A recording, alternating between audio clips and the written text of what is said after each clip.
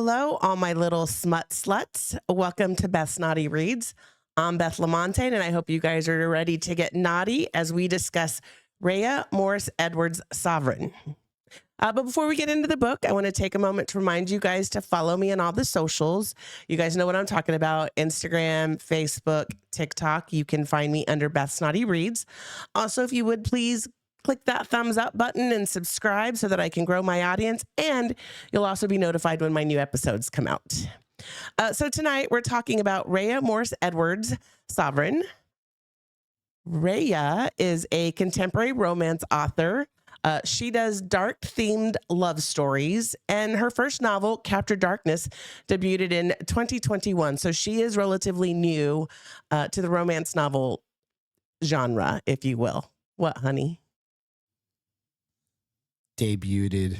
I always do that. Debuted. Sorry, I used to say salmon too, so we'll just call it even. But yeah, so she's fairly new to the romance genre. This is a 5-book series called Sovereign Mountain. The first 3 books are already published. We have a picture of those first 3. Jensen is the next book out, and it is coming out late 2025. And Jack, as of right now, no release date. I imagine sometime early 2026. I did read the first book, Sovereign. It was a recommendation from a friend who absolutely loved it. So I went into it hoping and praying that I loved it just as much. Unfortunately, it was a little hard for me to get through. It was for me, normally I can breeze through a book in like a day and a half, 2 days. This did take me a few days to like hunker down and get it done. I am fairly new to the dark romance, so that could be some of it, where maybe I had to learn to get uncomfortable with the dark piece of it, but it did take me a little while. I did feel like the interactions were similar over and over and over again. So it was a little repetitive for me. I also think some of it is that she was a meek character. And I sometimes have a hard time with meek characters. I like to think of myself as a boss bitch. So I like the boss bitches who can let it go and let someone take over, but they still are kicking ass and conquering the world outside of the bedrooms. And this female character was not like that. So it took me a little bit to warm up to her. The sex scenes were juicy. I mean, they were really, really good, but they weren't enough for me. Like I needed a little bit more than just the smut piece of it, but I did finish it. I did enjoy it. I will say that the relationship is built around, there's basically a land war between Keira, who's the main female character, and her husband, and Gerard Sovereign, who is the main male character. There is some bad blood between them. There is think of Yellowstone, right? Like everybody's trying to take over everybody's land. But for him, he is definitely a dominant. And so I do want to remind you guys to always please look at the trigger warnings before you go into these books, because this book did have some pretty big triggers. It is definitely BDSM. What's that, babe? I never remember what that means. Can you remind me? BDSM is, I pulled the definitions on these, and I don't know why the hell I'm reading these, but bondage, discipline, or domination, sadism, and masochism as a type of sexual practice. I don't know what the hell you guys are in. You know why it's fun to make you read this? Because it makes you so fucking uncomfortable, and I absolutely love it. It's so fun. But it also has TPE, which is total power exchange. You want to tell us what that one is, babe? Oh, sure. In the context of BDSM relationships, refers to the dynamic where one partner, the submissive or slave, Jesus Christ, cedes a very high degree of control and decision-making power to another partner, the dominant or the master. I had never really had a lot of TPE in my books before, so that probably was a little bit too of why it may have been so hard for me to kind of get through it. I will say that if you're not sure what these acronyms stand for, or what those definitions may mean, please look them up before you start this book, because they do play heavily into the plot of this book, and I want to make sure you're comfortable going into this as you read it. So make sure you look that up. You can find it on the author's website. They also give you a little bit of information about it as you open the book. So forewarned is fair warned. a lot of people love it. So if you've never done it before, don't go off it just based on that. A lot of people swear by dark romances. I'm hoping to soon be one of them as well. So I'd like to share a few quotes with you so you guys get a little bit more insight into the characters. So this first quote I'm going to read you is Keira's first thoughts on Gerard as she sees him for the first time. It's more talking about his presence at this point than his actual features, but she says he's got a thick, muscled body that fills out his work pants and shirts perfectly. But it's not the physical that stops me in my tracks. He feels like when the winds change to bring in a storm.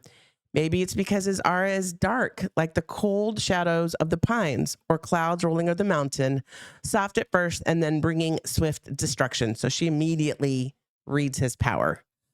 His immediate thoughts, Gerard's immediate thoughts on Keira upon meeting her.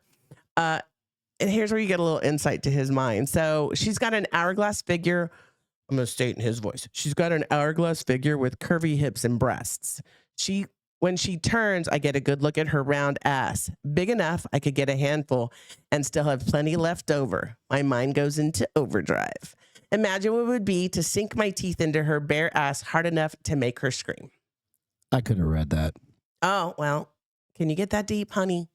No, exactly. So this next one, I'm going to set up the scene a little bit. Like I mentioned, there's obviously some bad blood between Gerard and Keira's husband. Keira's husband is very dominant, but more like emotionally abusive. And so she's basically tucked in a corner. And Gerard wants to get her alone. So he asked to be shown where the bathroom is. I don't understand why in this big house, the only bathroom is downstairs. So they do have to go downstairs where he corners her and she gets a little uncomfortable. So he backs up from her and he says, "Do you drink, Miss Garrison?" She licks her lips, catching the bottom one of her teeth. "I do a shot of whiskey now and then." "Pour me a shot," I tell her. She obeys at once. For all the wrong reasons, she's well trained. But she has what it takes to be obedient, and that interests me. I keep silent as she pours the shot of whiskey and brings it to me. I take it, ignoring the sharp scent. "Come here," I say. She sits closer, glancing at the stairs to the doorway. "Open your mouth," I murmur, her eyes widen. "What are you doing, sir?" The way she calls me sir solidifies the question I've had in my mind. Do I want her enough to wreak havoc? Or do I just hate Clint Garrison so much that his pretty wife is a temptation? "Trust me," I say, "I won't hurt you." Sure he won't. At least not in the bad ways.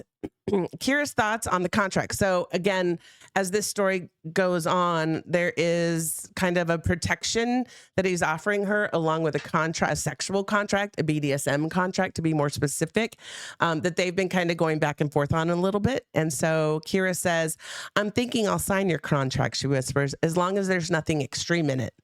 As in, urine and that stuff. "No, there isn't. That's in the hard limit section. I'm not interested in it." "Good. But the point of you going over the contract is that you can negotiate it with me." She sighs. "All right, let's go to sleep and we can talk in the morning." So, there's definitely the contract. They're definitely working through the contract and what that means to her as far as protection and what she owes him for this protection. I'm going to tell you guys, most of the reviews that I read, people absolutely loved this book. So I'm going to read you a few. So MT007 says, "Great story with great spice. The pace of the book was wonderful. Never too slow, never too fast. I found myself enjoying the story between the spicy scenes very much. I'm a slut for smut." Now you know where I got that from. "So I often cruise through to the spice, but not here. The characters are relatable, but also dreamy. The Montana ranch backdrop was surprisingly romantic and fun to imagine. I rate this 4 jalapenos. You do have some BDSM, TPE, and non-con. Wouldn't be complete without the happily ever after." So Ariel Morales said, "I wanted a bit more. This book had such great potential to be great. I loved the spice and I loved the plot. I just wish there was more plot.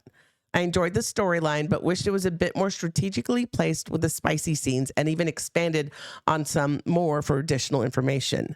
The revenge at the end I felt could have been a longer story or more dramatic, at least to me.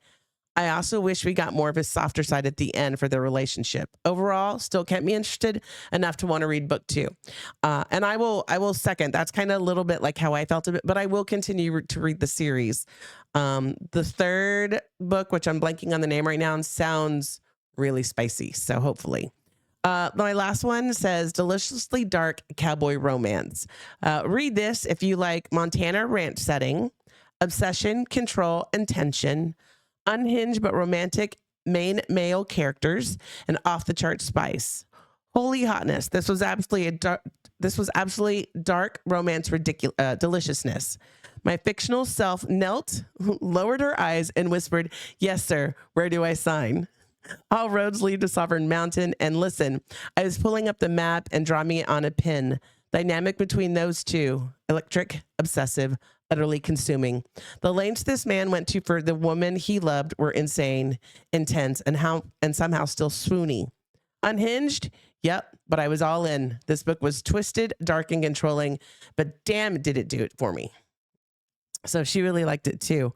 I will say on my spice level, I give this a 4 out of 5. Again, the scenes were spicy. They were fun. They were interesting. And I did require a fan after some of them. Well, I did struggle to get through the plot. The spice was fun. I'm not going to lie. He's a complete dom and she loved being his dirty, dirty slut. Her words, not mine, but she did love being his dirty slut. Some of the things he did to her were downright naughty. And they actually made me shiver a couple times. I was like, dang. And while it was a bit of a struggle, I would definitely recommend it. Especially if you like dark romances, maybe you're better equipped for them than I am at this point. But, so I would definitely recommend going out there and checking it out for yourself. I have no idea what I'm going to read next, but I will. I've got some books in mind that I'm going to think about reading. Once I know, I'll definitely pop something up on Instagram so that if you guys are interested, you can read along and share your thoughts with me as we go through it. I hope you guys enjoy the book. I hope you had fun this evening, and we'll see you next episode. Have a great evening. Love you guys.